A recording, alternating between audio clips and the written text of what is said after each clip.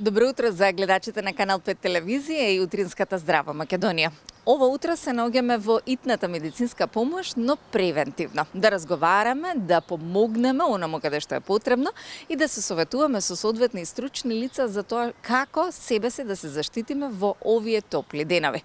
Добро утро велам за нашата соговорничка. Добро утро. Добро утро до вас и до вашите гледачи. Првото нешто што би ве прашала е зашто најчесто се обраќаат граѓаните во итната медицинска помош во овој период од годината?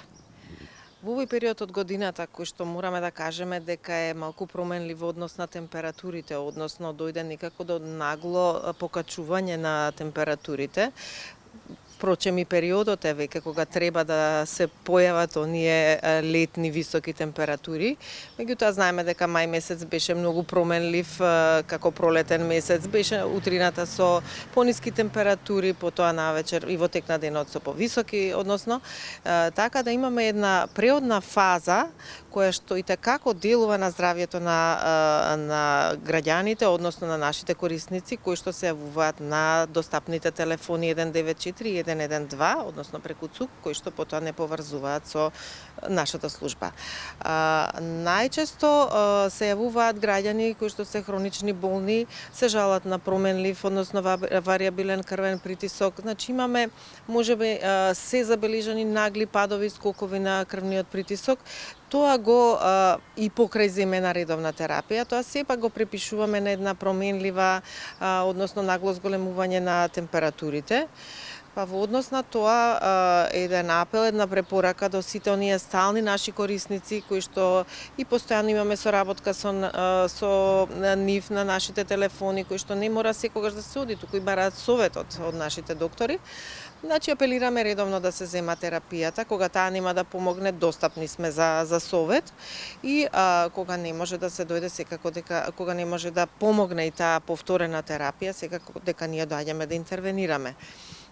Морам да напоменам дека максимално во оној период кога се високи температурите, кој може да избегнува изложеност на сонце, поготово оваа ризична категорија на граѓани, или да се излезе со добра подлога, односно со добра рехидрација, со заштитна капа на главата, нели рековме, со очила, со полесна, памучна, светла облека. Значи тоа веќе важи за овој период кој што следи во наредниве месеци и за кои што предвидуваме дека ќе бидат и такако високи температурите.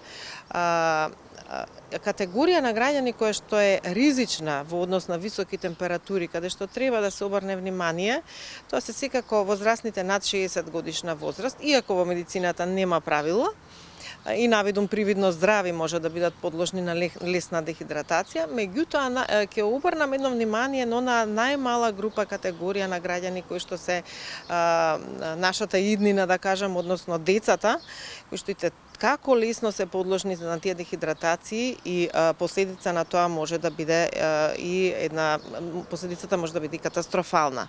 Затоа прво до родителите на малите деца, особено оние до 6 годишна возраст, да редовно им даваат течност, макар и вода на своите дечиња, значи да не ги оставаат жедни во овој период, бидејќи голем процент од нивното тело ја сочинува водата и секако дека една дехидратација би довело до последици прво на мозочето, потоа и на останатите органи.